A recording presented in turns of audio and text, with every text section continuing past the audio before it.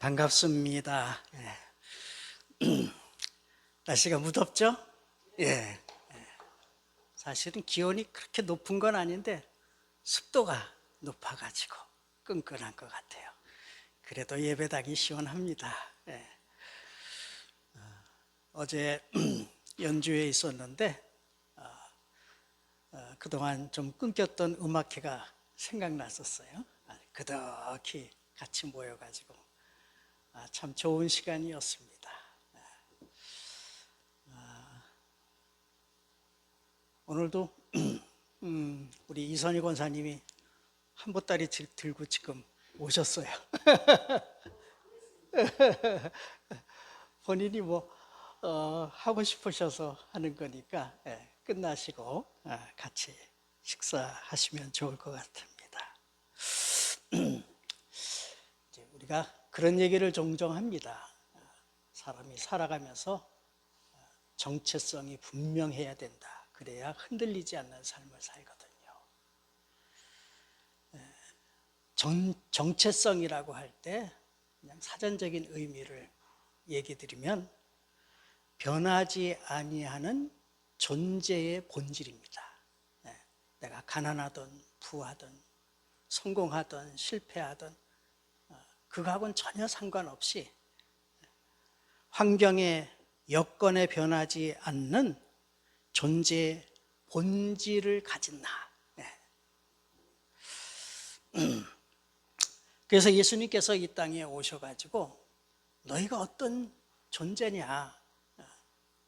하나님이 너희를 창조하신 분이야. 그래서 하나님은 너희의 아버지가 되시고 너희는 그분의 자녀야.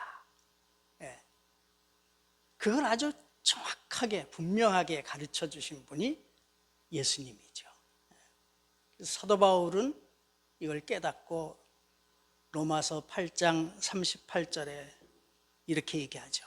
나는 확신합니다. 그 무엇도 하나님의 사랑에서 우리를 끊어낼 수 없다. 떼어낼 수 없다. 그 무엇도 우리가 살아가면서 얼마나 많은 시련과 고난, 억울함을 당할 수도 있고 하나님의 공의를 위해서 수고하다가 핍박을 당할 수도 있고 물질의 유혹을 받을 수도 있고 질병에 걸릴 수도 있고 심지어 죽음에 이를 수 있어도 그 하나님의 사랑에서 우리를 끊어낼 수도 없다. 떼어낼 수도 없다. 이런 사람은 정체성이 분명한 사람이어야 돼.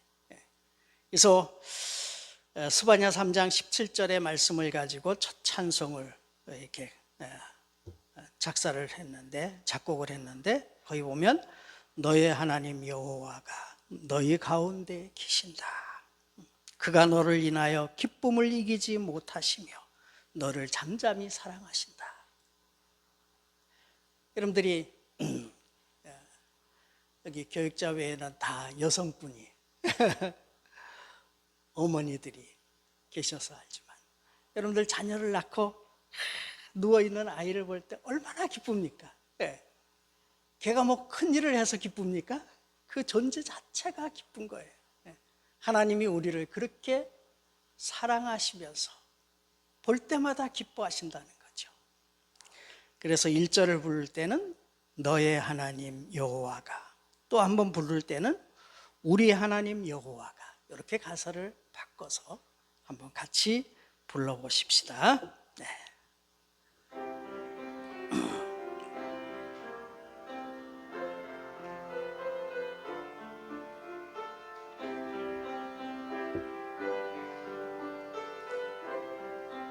너의 하나님, 너의 하나님 여호와가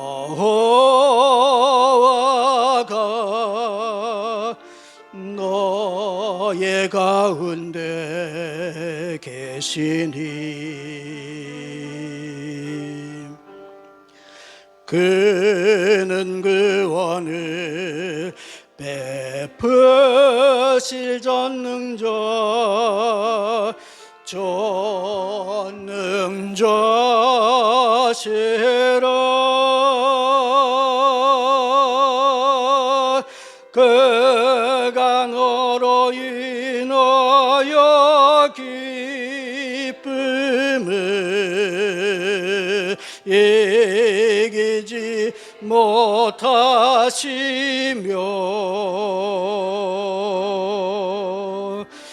너를 잠잠히 사랑하시며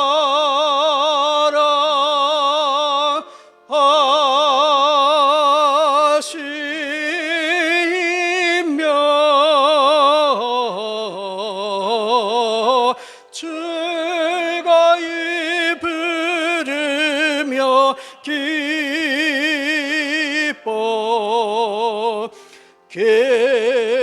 기뻐하시리라. 우리 하나님, 우리 하나님 여호와가 우리 가운데 계시니 그는 구원을 베푸실 전능자시로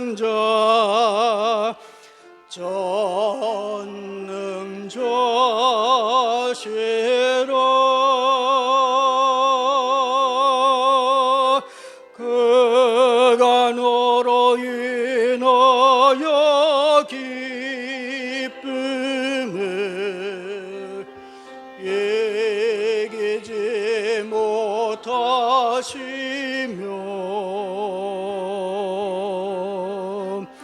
너를 잠잠히 사랑하시며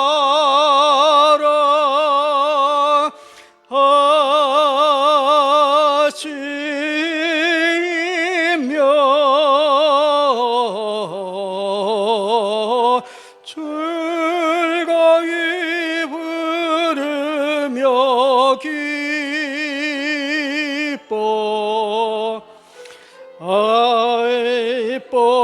기뻐하시. 이번에는 나의 하나님 여호와가, 나의 하나님 여호와가 내 가운데 계시니 그는 구원을 베푸실 전능자시라.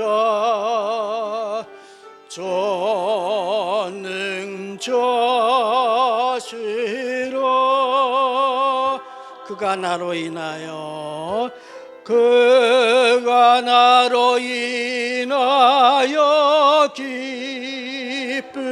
기쁨을 이기지 못하시. 나를 잠잠히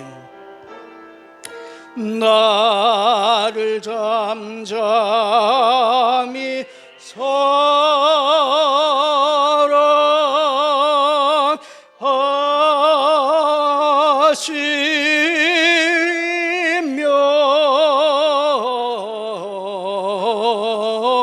즐거이 부르며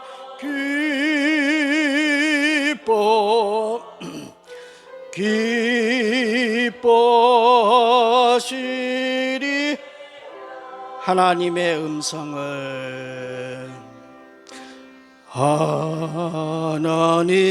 음성을 듣고 저 기도하며 귀를 기울이시고 내 기도를 들어주신다 하네. 깊은 웅덩이와 수렁에서 끌어주시고 나의 발을 반석 위에 세우시소 나를 든든히 하셨네. 새 노래로 부르자 랄랄라 하나님께 올릴 찬송을 새 노래로 부르자 하나님의 사랑을 주를 의지하고 교만하지 않으며 거짓에 치우치지 아니하며 복이 있으리라. 여호와 나의 주는 크신 권능의 구주라. 주의 크신 권능으로 우리들을 사랑하여 주시네. 새 노래로 부르자 랄랄라 하나님께 올릴 찬송을 새 노래로 부르자 하나님의 새 노래로 부르자 새 노래로 부르자 랄랄라 하나님께 올릴 찬송을 새 노래로 부르자 하나님의 사랑을.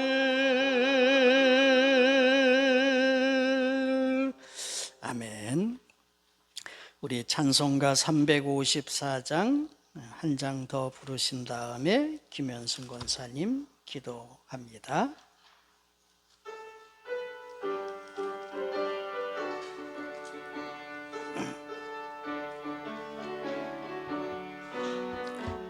주를 앙모하는 자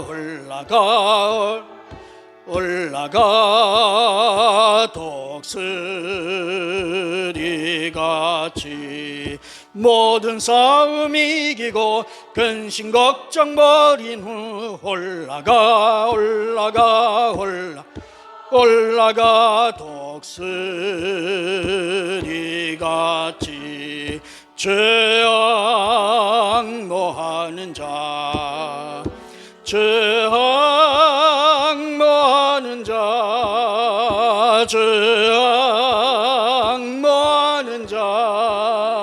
늘 강건하리라. 주를 앙모하는 자 걸어가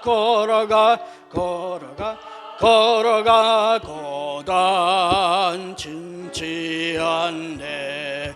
길을 잃은 양떼를 두루 찾아다니며 걸어가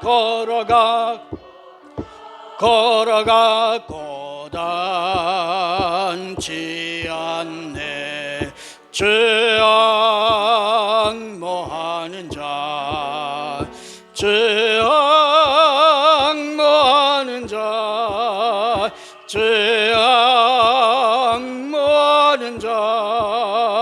내가 한 건 간주합니다.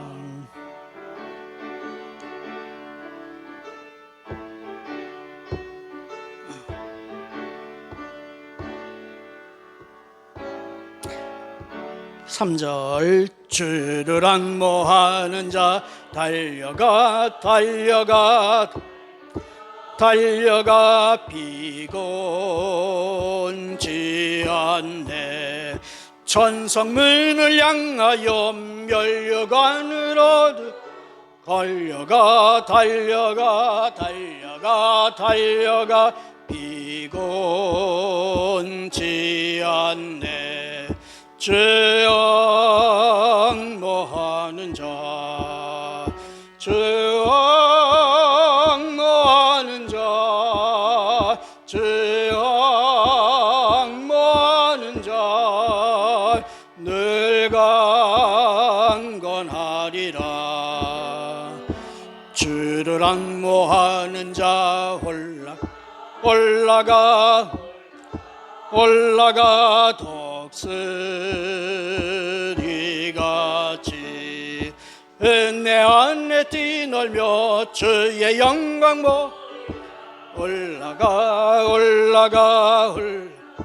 올라가 독수리같이 죄악 모하는 자 죄악 모하는 자 죄악 모하는 자 늘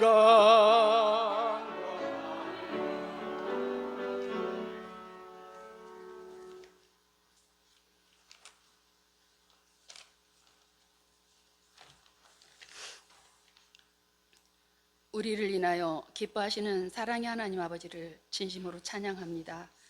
우리를 부르시고 택하신 하나님의 깊고도 오묘하신 사랑을 찬양합니다. 우리 인생의 곤고함과 연약함을 아시고 날마다 힘이 되어주시는 그 하나님을 진심으로 찬양합니다. 저희가 간구하는 것보다 더 세밀하게 돌보시며 응답해 주시는 하나님을 찬양합니다. 이 시간 수요 예배로 함께하며 기도하며 말씀을 받으며 예배하게 하심을 진심으로 감사합니다. 우리 성도님들과 온유한 공동체 안에서 믿음의 교제하는 가운데 허물과 부족함이 있음을 주님께 고백하며 긍휼하심을 베푸시는 주님께 긍휼하심을 끊임없이 덧입혀 주시기를 진심으로 간절히 간구합니다. 여전히 연약함을 너무도 잘 아시는 하나님, 연약함으로 인하여서 하나님께 더 멀어지지 않게 하고 연약함을 인하여 하나님께 더 가까이 다가가는 저희 모두가 될 수 있도록 인도하여 주옵소서. 가족과 이웃에게 예수님의 사랑을 드러내고 전하기 위하여 마음에 품고 기억나게 하시며 은혜로 기도하게 하심을 감사합니다. 하나님의 사랑하는 소중한 생명들이 예수님이 믿어지는 믿음 주시기를 간절히 기도합니다. 온유한 가족들의 삶의 여건과 형편에서 주님을 찾으며 간구하는 기도들마다 힘을 얻게 하시고 살아갈 수 있도록 인도하여 주옵소서. 오늘도 목사님을 통하여서 주시는 생명의 말씀을 복되게 받아 삶에서 살아낼 수 있는 저희 모두가 될 수 있도록 인도하여 주시기를 원하옵고 세상 속에서 주님 기뻐하시는 삶을 살아갈 수 있기를 간절히 간구하며 예수님의 이름으로 기도합니다. 아멘.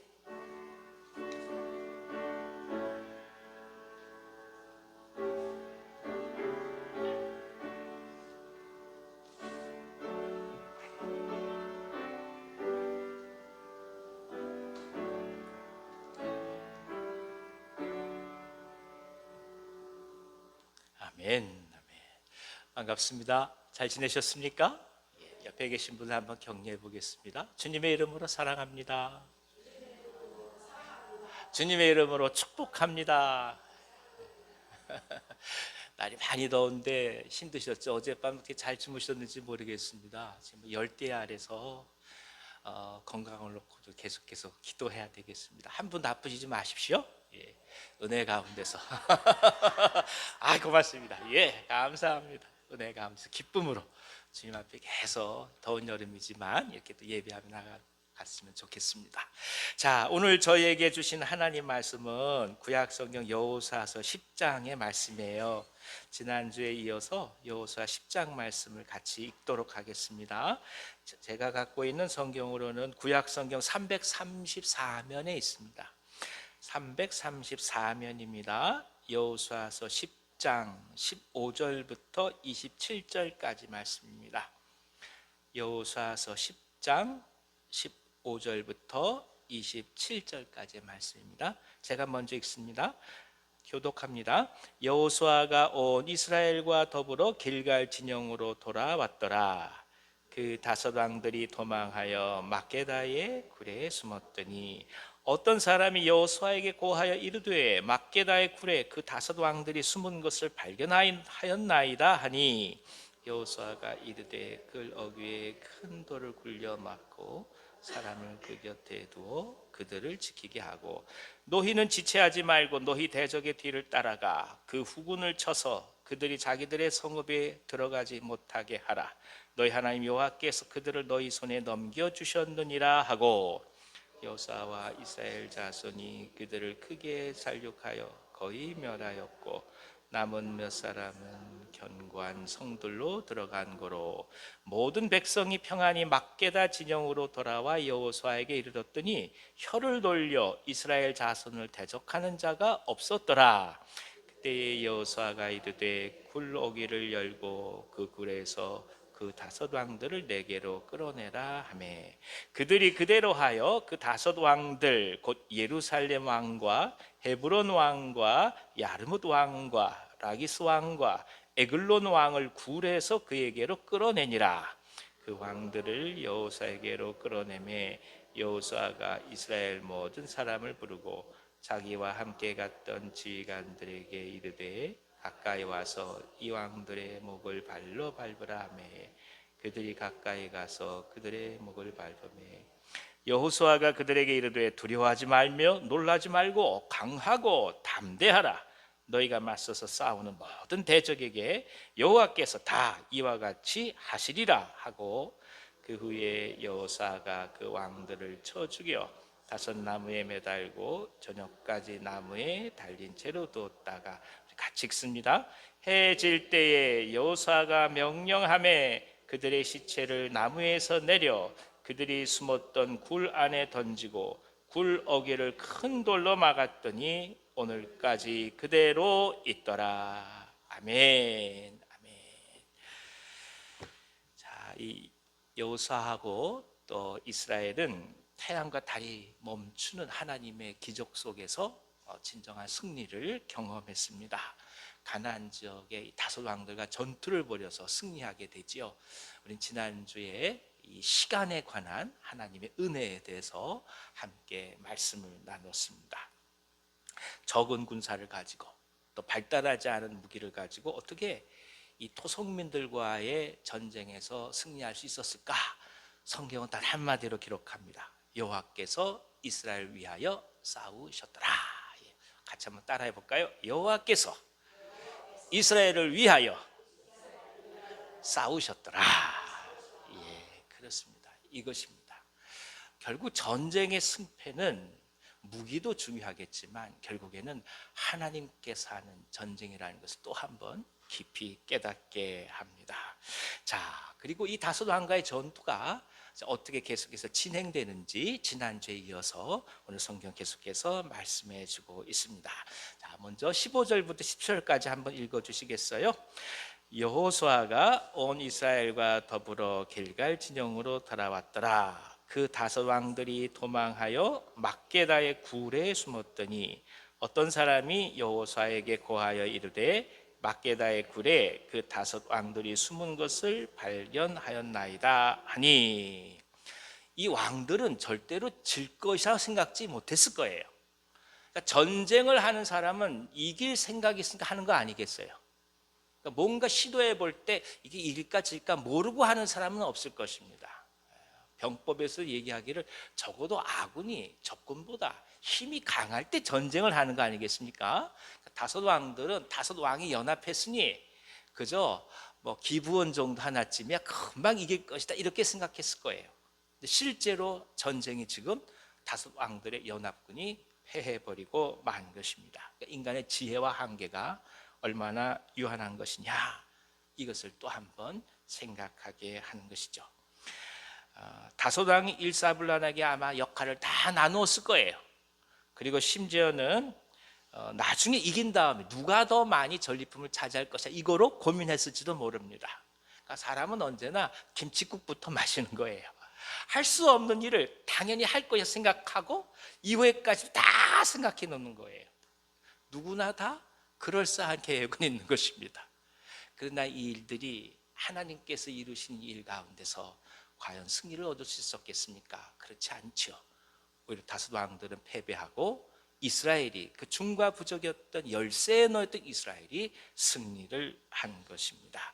그리고 다섯 왕들은 도망가서 지금 굴 가운데 가서 도망하여 피신해 있는 처지가 되고 말았습니다. 인생에서 인간은 결국 주인이 아닙니다. 여쭤보겠습니다. 정말 마음에 품은 이상형하고 결혼하신 분 한번 손 한번 들어보십시오. 아무도 없을 것입니다. 이것으로 다 정리된 겁니다. 인생은 다 그런 겁니다. 무슨 뜻이겠어요? 사람 마음대로 되는 거 아무것도 없습니다. 혹자는 얘기하겠죠. 애쓰면 수고하면 됐다고, 그리고 지금까지 살아왔다고. 예, 말씀드릴 수 있습니다. 지금까지는 됐을 거예요. 앞으로는 어떻게 될지 모르는 거예요. 결국 하나님 앞에 엎드릴 수밖에 없는 것이 인간입니다. 삶에 대한 진정한 겸손, 인간이 모든 것을 다 할 수 없다는 고백, 이것이야말로 한 인간을 가장 인간답게 만드는 삶의 자세라고 볼 수 있습니다.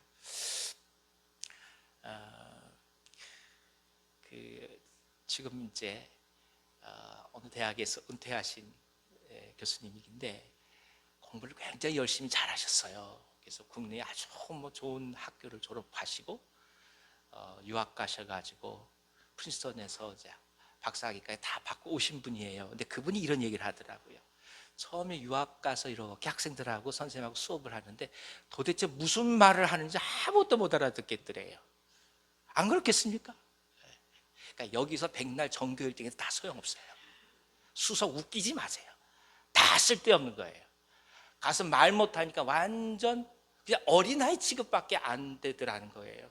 고민해서 결국 1시간 다 지난 다음에 나중에 열심으로 글을 쓰고 났는데도 성적이 과락에 가까운 점수가 나왔대요. 도대체 이게 왜 그럴까? 공부할 때 서로 토론을 해야 되잖아요. 말을 못하니까 선생님이 점수를 주시지 않은 거예요. 그래가지고 살아날 수 있는 방법이 아무것도 없더랍니다. 하나 생각한 게 미리 수업에 할 얘기를 다 적는데요, 집에서. 그리고 수업 시작하면 무조건 손부터 든대요. 뭐냐? 그럼 자기가 읽어왔던 거, 외웠던 거 그냥 그렇게 막 얘기한대요. 그리고 1시간 동안 벙어리로 지낸다는 거예요. 그리고 와서 한국에 와서 교수님이 되셔서 그 얘기를 하시는 거예요. 길고 날고 뛰어봤자 우물 아닙니다. 자랑할 거 아무것도 없습니다. 가져봤자 우리가 얼마나 가진 것이고 능력이 있어봤자 얼마나 능력 있겠습니까? 솔직한 얘기로 잠자다가 등허리 긁을 때 긁을 수도 없는 게 인간이에요. 그렇죠, 권사님? 못 긁어요, 손이 안 닿아서. 그러면서 이것저것 얘기할 게 없다는 거예요. 이 다섯 왕들의 모습을 통해서 우리는 인간이 뭔지를 깊이 보게 되는 것입니다. 자, 하나님께 그래서 우리가 맡기는 진실된 믿음의 자세, 그리고 하나님께서 원하시니까 우리 마음을 열고 나아가는 수용함의 태도, 그것이 오늘 먼저 하나님께 믿음 속에서 걸어가는 우리들의 첫 발걸음이 되기를 원합니다. 자, 이제 다섯 왕들이 도망가기 시작하고 또 연합국들은 그 모습을 바라보면서 한순간에 이제 오합지졸이 되고 말죠. 이 대장들이 도망가는데 병사들이 뭐 오죽하겠습니까? 다 지리멸렬하게 될 수밖에 없는 것입니다. 지도자들이 자신의 지혜만을 믿고 오만함으로 나아가면 결과는 백성들 모두가 당하고 맙니다. 백성들이 뭔 죄가 있습니까? 우린 이런 역사를 겪었잖아요. 저 어르신들이 그런 얘기를 많이 하시더라고요. 낮에는 인민군들이 와서 국군이 와서 사람들을 그렇게 하고 저녁 되면 인민군들이 와서 어렵게 하고 누가 하고 싶어서 하나요? 총 칼고 들이니 어쩔 수 없이 여기서 저까지 쌀 하나 메고 가면 부역했다고 사람 죽이고, 그게 우리네 역사였단 말이에요. 고통스러운 거예요. 지도자들 한둘이 잘못하게 되면 애꿎은 백성들만 고통을 받는 거예요. 전쟁이 나면 결국 아녀자들만 다 고통을 받잖아요. 이 모습을 보면서 또 한 번 깨달아요. 지도자가 과연 어때야 되는지, 결국 영적인 지도자를 부름받은 우리 또한 마찬가지입니다. 세상 가운데 하나님의 백성들로 불림을 받아서 이 세상 속에서 어떻게 이분들 모두를 은혜 가운데서 하나님과 깊이 관계를 맺도록 도울 것이냐, 이것이 결국 우리들에게 주어진 일 아니겠습니까? 그 속에서 우리가 자칫 잘못하게 되면 많은 사람들이 영적으로 어둠의 길에 들어갈 수 있다는 것이죠. 그래서 더더욱 우리는 이곳에 영적인 책임감을 보게 됩니다. 세상이 살만한 세상이 되는 것을 바란다고 한다면 우리에게는 책임이 주어질 수밖에 없습니다. 지금 이 세상은 비평만을 가르칠 때가 참 많이 있습니다. 그래서 저는 그래서 솔직히 평론하는 거 별로 좋아하지 않아요. 근데 이상하게 주변 머리가 없어서 혼인을 못하니까 공부할 수밖에 없었어요. 교회에서 불러주질 않으니까. 그러니까 공부하러 가니까 제일 처음에 가르치는 게 비평이에요. 무조건 읽고 비평하라는 거예요, 선생님이. 다른 사람이 글을 읽고, 물론 그게 학문에 있어서 중요한 발전하는 요인이 됩니다. 근데 한번 잘 생각해 보십시오. 야구를 제일 잘하는 사람은 야구 선수가 아니라 야구 기자들입니다. 정치를 제일 잘하는 사람은 누굴까요? 정치 평론가들이 제일 잘합니다. 교회를 제일 잘하는 사람은 누굴까요? 교회 안 오는 세상 사람입니다. 이게 중요해요. 책임감이 없이 얘기하는 건 의미가 없어요. 그러니까 당신을 향한 간절한 책임감으로, 사랑함으로 얘기할 때 사람이 그래도 도움이 되고 변하는 거지, 그냥 이것저것 눈에 보이는 것이 탐탁치 않다 얘기하는, 그게 세상을 바꾸지 못하는 거예요. 우리는 이것을, 이 말씀을 통해서 또 한번 보게 돼요. 이 왕들이 얼마나 영리한 사람들이겠어요. 그럼 뭐 하겠습니까? 백성들 다 도탄의 길에 몰아가고 말잖아요. 그래서 우리는 기도합니다. 여러분, 어떤 일이 있으시면 그 일 가지고 이렇다 얘기하기보다 먼저 무엇을 해야 될까요? 기도하시기 바랍니다. 이게 중요해요. 교회는 기도하는 사람들이 있는 곳이지 말 많은 사람들이 있는 곳 아닙니다. 교회는 찬송하고 예배하는 사람들이 있는 곳이지 이렇다 저렇다 불평하는 사람들이 있는 게 아니에요. 왜냐? 여기는 다 아픈 사람들이 모인 거예요. 여긴 다 고통받는 사람들이 모인 거예요. 세상에 먹고 살만한 사람이 여기 왜 오겠습니까? 죄송합니다. 가질 만한 거 다 갖고, 솔직한 얘기로 누릴 만한 다 누린 사람이 뭐가 부족해서 여기 오겠어요?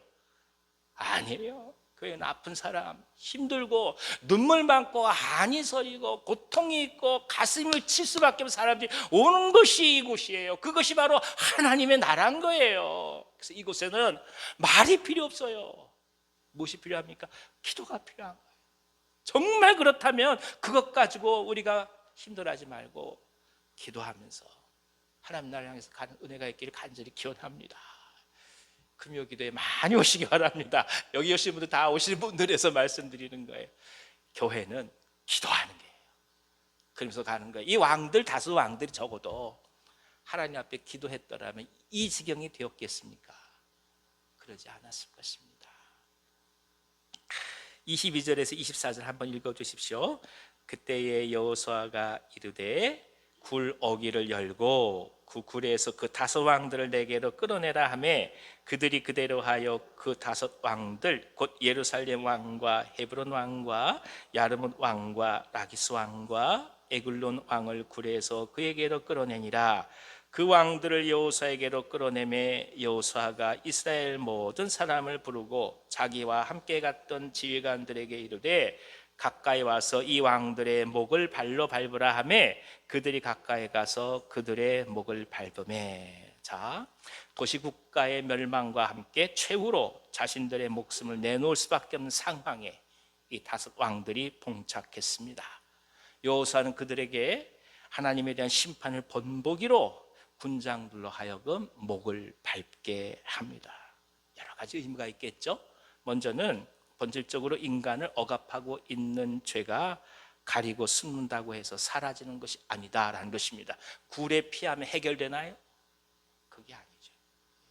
도망간다고 해결되나요? 아니에요. 결국 잡혀서 나오잖아요. 죄는 가릴 수 있는 게 아닙니다. 결국 드러나는 거예요. 그러니까 인간의 본성은 어차피 백주대낮에 드러날 수밖에 없어요. 이것을 먼저 고백하라는 것입니다.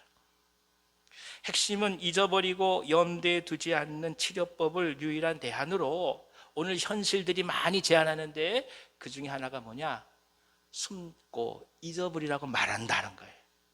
오늘날 정신의학도 마찬가지입니다. 그냥 잊어버리래요. 마음에 두지 말래요. 그게 치료법이라 얘기합니다. 한번 여쭤볼게요. 잊는다고 잊어지던가요? 안 잊어져요.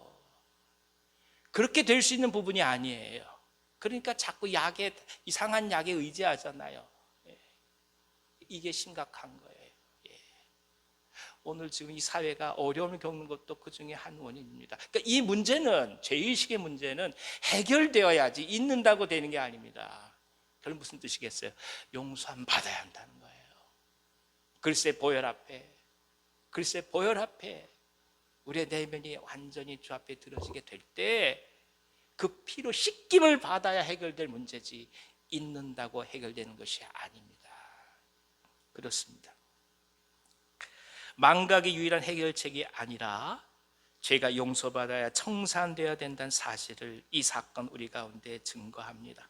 오랫동안 사람들이 괴로워하는 이유는 결국 용서받지 못해서가 아니겠습니까?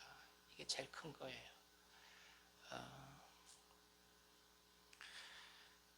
소망교회 곽소희 목사님이 말씀을 하시는데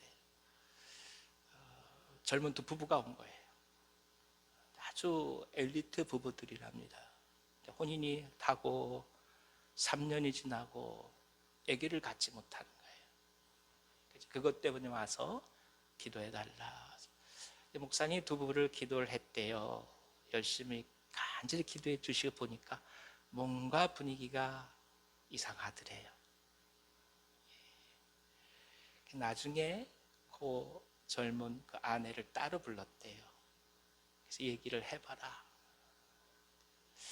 지금 이 남편을 만나기 전에 깊은 관계에 있었던 어떤 남자가 있었던 거예요.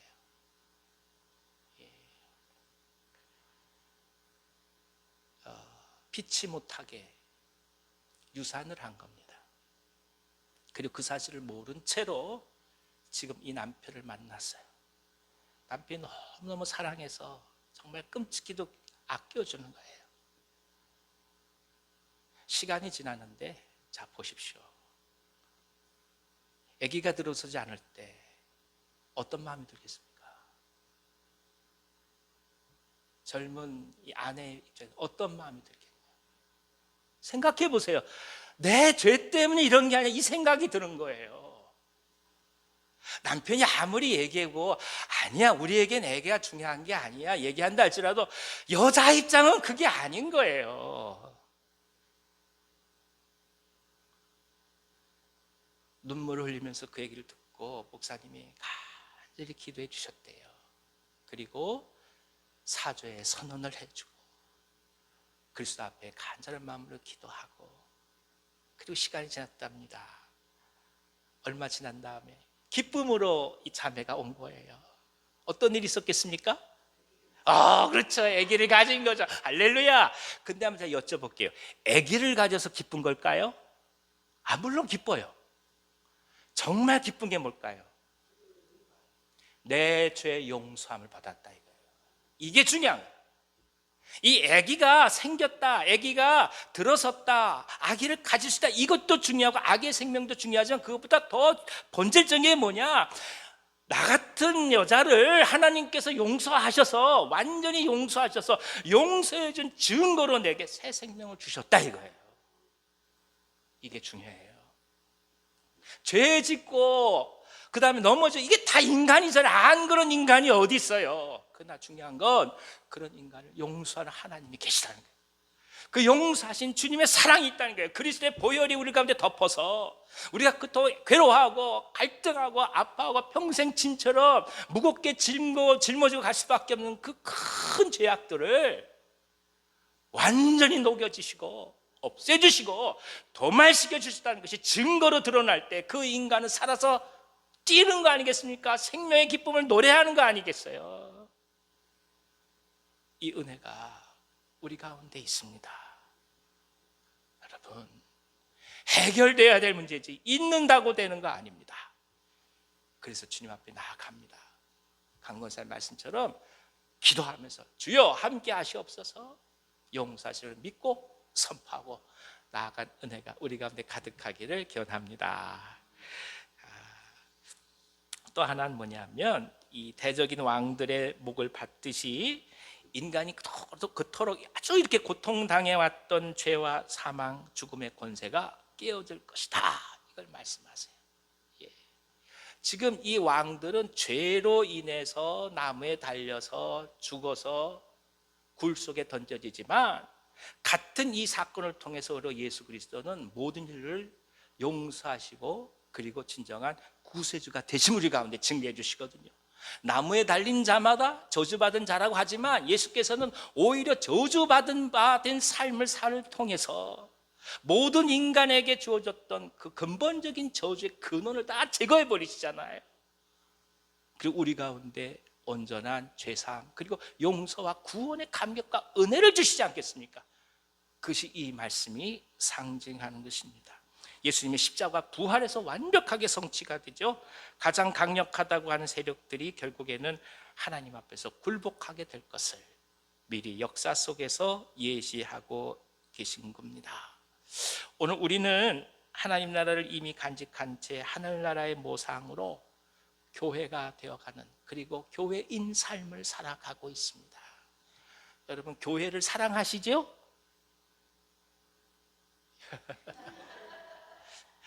좀 크게 말씀해 주세요. 교회를 사랑하시죠?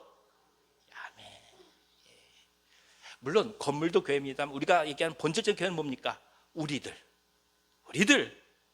그리스도를 주로 고백하는 이 모임들, 이 공동체들, 이것을 사랑하냐예요. 이 사랑은 결국 무엇이겠어요? 하늘나라가 지금 부족한 것 같아도 우리 가운데서 이미 시작되면 우리가 믿고, 우리가 그 하늘나라를 살아가는 연습을 오늘 한다는 것을 고백하는 거예요. 쓰러지기도 하고 넘어지기도 하고 아프기도 하고 갈등하기도 하지만, 그럼에도 불구하고 하늘나라가 이 땅 가운데 임재는 가장 중요한 예시가 바로 우리들 아니겠습니까? 그래서 교회를 사랑하는 거예요. 그런 우리를 위하여 예수께서 십자가에서 죽으셨으니까, 부족하고 나약하고 아까 우리 권사님 기도해 주신 것처럼 연약할 때마다, 넘어질 때마다 그런 우리를 사랑하셔서 예수께서 십자가에서 죽으셨으니까, 그렇게 해서 주께서 피값을 주고 사신 이 교회인이 얼마나 소중하냐는 거예요. 그래서 교회를 사랑합니다. 그 은혜가 이 말씀 속에 또 한 번 저희 가운데 증거됩니다. 이미 이루어졌으나 아직은 완성되지 않았다는 역설적 은혜의 현장 속에서 우리가 살아갑니다. 그래서 오히려 희망을 품습니다. 세상이 주는 희망이 아니라 주님께서 주신 희망이기 때문입니다. 25절 한번 읽어주세요. 여호수아가 그들에게 이르되 두려워하지 말며 놀라지 말고 강하고 담대하라. 너희가 맞서서 싸우는 모든 대적에게 여호와께서 다 이와 같이 하시리라. 그렇습니다. 신앙의 본질적인 의미로서 마음을 강하게 하고 담대히 하라고 말씀합니다. 하나님의 나라를 향해 간다는 것, 선을 포기하지 않고 간다는 것, 사랑의 힘을 믿고 신뢰한다는 것은 바로 이와 같은 의미입니다. 어느 상황이나 흔들리지 않고 견지할 수 있는 이유는 하나님께서 함께 하신다는 믿음 때문입니다. 믿음이 사라지면 이 모든 것들을 감행할 용기조차 내지 못합니다. 통계를 보니까 2024년 작년 기준에 한국 국적 선교사가 21,621명이에요. 21,621명이 몇 나라에 파송되어 있을까요? 놀라지 마십시오. 171개국입니다. 171나라. 그곳에 파송되어 있습니다. 하나님의 일꾼들이 떠나서 본질적 섬김과 봉사를 향해서 달려가고 있습니다. 이게 선을 향한, 세상을 향한 하나님의 손길이고, 그리고 희망을 주고 등불을 주는 것입니다. 그래서 우리가 믿음으로 간절한 마음으로 달려가고자 합니다. 누가 무엇이라 하든 세상이 어떻게 평가하든 그것이 중요한 것이 아니라 내게 주신 하나님의 말씀이 뭔지, 그 말씀을 통해 하나님께서 무엇을 보여주시는지 그것이 중요할 뿐입니다. 기억해 보시죠. 누가 나를 평가하는 것은 중요한 게 아니에요. 중요한 건 무엇입니까? 내가 지금 어떻게 하나님께 나아가고 있느냐예요. 아까 권사님 말씀처럼 살아내는 거예요. 살아내야 돼요. 살아내도록 하나님께서 말씀하세요. 하나님의 은혜로, 그리스도의 보혈로, 성령의 능력으로 살아내 가도록 강하고 담대하게 붙들고 믿음을 간절히 간직하고 주님 앞에 남은 또 사흘 동안 승리하는 우리 모두 되기를 간절히 기원합니다. 크게 한번 외쳐볼까요? 강하고 담대하라. 옆에 분 한번 바라보십시오. 강하십시오. 담대하십시오. 강군사님 소리밖에 안 나요. 강하십시오. 담대하십시오. 하나 더 해볼까요? 염려하지 마십시오. 예. 주님 말씀 붙드시고 또 한번 승리하며 가는 우리 모두 되기를 간절히 기원합니다. 기도하겠습니다. 하나님 아버지, 지혜롭다고 하는 왕들은 결국 죽임을 당해 굴에 버려질 수밖에 없었고, 연약하고 부족했던 이스라엘은 하나님의 손에 사용되어 진정한 승리를 얻게 하시니 감사합니다. 주님, 저희들이 부족한 것도 많고 연약한 것도 많이 있지만 이 귀한 여호수아의 승리에 의지해서 주님만 붙들고 세상을 향해 나아가렵니다. 믿음 속에서 살아내게 하시고 성령의 충만함 가운데 살아내게 하시고 그리스도의 은혜와 선을 향해 역사하시는 하나님의 은총을 믿으며 오늘을 담대히 살아내게 하여 주시옵소서. 예수님의 이름으로 감사하며 기도하옵나이다. 아멘. 아멘. 우리 다 같이 찬송가 365장 같이 찬송하겠습니다. 365장 마음속에 근심 있는 사람.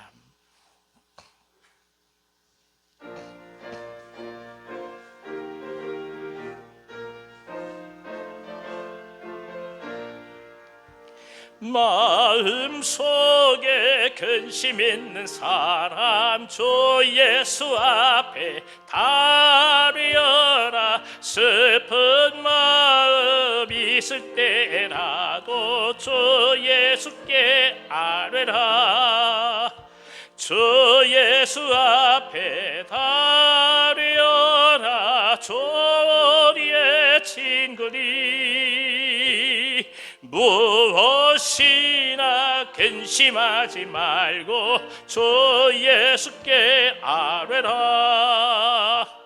눈물 나며 깊은 한숨 쉴 때 주 예수 앞에 다루어라. 은밀한 죄 내게 있더라도 주 예수께 아뢰라. 주 예수 앞에 다루어라. 주 우리의 친구니 무엇이나 근심하지 말고 주 예수께 아뢰라. 괴로움과 두려움 있을 때 주 예수 앞에 다루어라. 내일 일을 염려하지 말고 주 예수께 아뢰라. 주 예수 앞에 다루어라. 주 우리의 친구니 무엇이나 근심하지 말고 주 예수께 아뢰라. 죽음 앞에 겁을 내는 자여 주 예수 앞에 다루어라. 하늘나라 바라보는 자여 주 예수께 아뢰라. 주 예수 앞에 다루어라. 주 우리의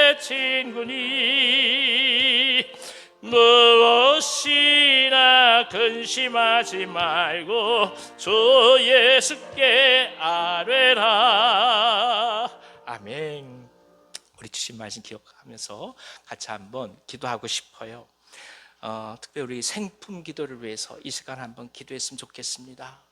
이번 주에 저희가 마음속에 품고 있는 또 소망하고 있는 분들의 또 이름을 적어내면서 주 앞에 올려드리려고 합니다. 잘 준비되게 하시고 정말 구원이 필요한 우리 주위에 있는 사람들을 주님 외면하지 마시고 붙들어 주옵소서. 이를 위해서 같이 한번 기도해 주시고 또 환우들을 위해서 기도하고 싶습니다. 오늘 특별히 이 박혜자 권사님의 막내 남동생이 계시는데 68세라고 그러세요. 근데 지금 위암이 많이 진행된 것으로 보입니다. 항암 치료 중이신데 복막까지 전이된 상태라고 그럽니다. 그러니까 우리 권사님 막내 남동생을 위해서도 같이 한번 기도해 주시고 우리 주위 아픈 분들 위해서도 이상 같이 한번 동성으로 기도하겠습니다. 기도하겠습니다. 하나님 아버지, 저희들에게 예수님을 알려주시고 구원 얻게 하신 이유는 아직 예수님을 모든 이들을 향하여 하나님의 손길이 되기 위함임을 또 한 번 믿음으로 고백합니다. 성령께서 역사해 주셔서 우리가 정녕 마음에 품고 기도하는 생명들을 인도해 주시고 간절함으로 영혼을 위하여 기도할 수 있는 우리 모두가 되게 하여 주시옵소서. 이번 주일 생품 기도로 품고 있는 영혼들을 주님의 손에 온전히 올려드리며 또 한 번 기도하며 하늘의 은혜를 구하고자 하오니 주의 역사하여 주셔서 귀한 분들이 돌아오도록 도와주시옵시고 간절함으로 주 앞에 나아갈 때에 저들의 마음이 녹여지게 하여 주시고 주님 앞에 엎드리며 다시금 나아올 수 있는 은총을 허락하여 주시옵소서. 질병 가운데 아파하는 종들이 있습니다. 허리로 아파하는 이경희 권사님 지켜주시고 주께서 함께하여 주옵소서. 무릎 수술 후에 회복하고 계시는 우리 박찬희 권사님 함께하여 주시옵시며 우리 노영원 권사님도 붙들어 주셔서 이 모든 연골들이 제자리를 찾게 하여 주옵시고 하나님께서 마음껏 일하실 수 있도록 건강을 허락해 주시옵소서.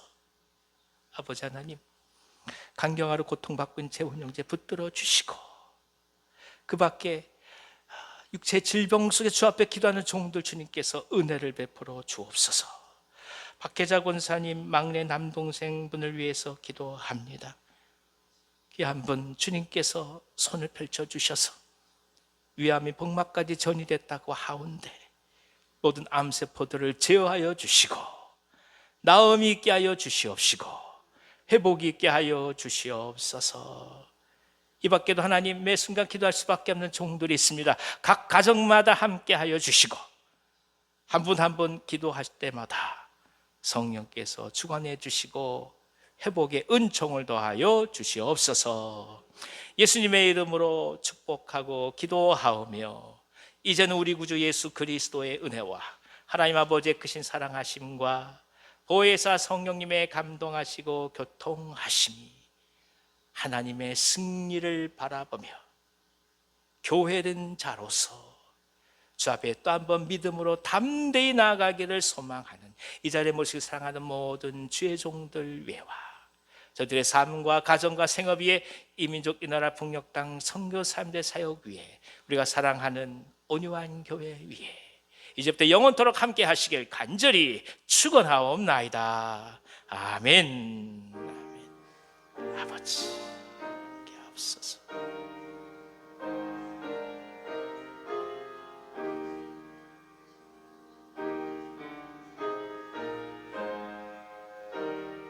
주여 은혜를 베푸셔서 하늘의 넓은 소망 우리 모두를 채워주옵소서. 역사해 주옵소서. 주여 붙드시옵소서.